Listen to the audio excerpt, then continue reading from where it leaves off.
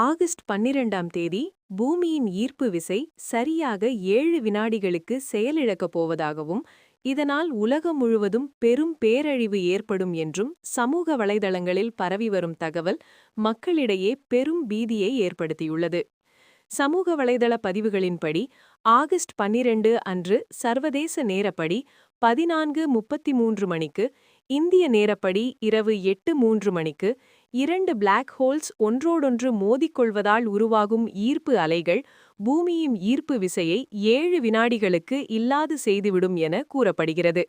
அந்த சமயத்தில் தரையோடு பிணைக்கப்படாத அனைத்தும் காற்றில் மிதக்கும் என்றும், மீண்டும் ஈர்ப்பு விசை திரும்பும்போது அவை தரையில் மோதி 4 கோடி முதல் 6 கோடி மக்கள் வரை உயிரிழப்பார்கள் என்றும் அந்த பதிவுகள் எச்சரிக்கின்றன.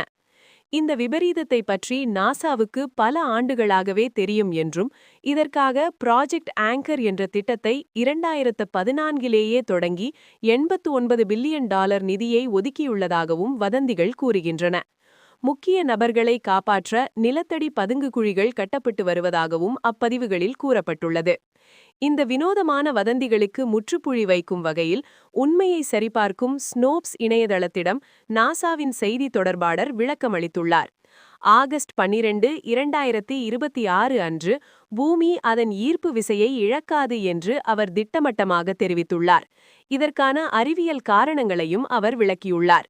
ஒரு கிரகத்தின் ஈர்ப்பு விசை என்பது அதன் நிறை அடிப்படையிலானது. பூமியின் மையக்கரு, மேலோடு, கடல்கள் மற்றும் வளிமண்டலம் ஆகியவற்றின் மொத்த எடையில் மாற்றம் ஏற்பட்டால் ஒழிய ஈர்ப்பு விசை குறைய வாய்ப்பே இல்லை.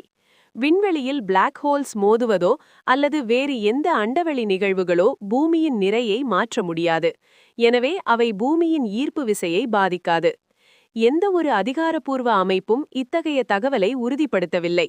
ஈர்ப்பு விசை என்பது திடீரென சுவிட்ச் போட்டது போல மறையக்கூடிய ஒன்றல்ல. இது முழுக்க முழுக்க ஆதாரமற்ற சதித்திட்ட கோட்பாடு மட்டுமே.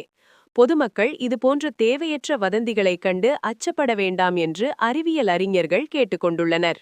இருந்தால் ப்ளீஸ் சப்ஸ்கிரைப் திஸ் சேனல்.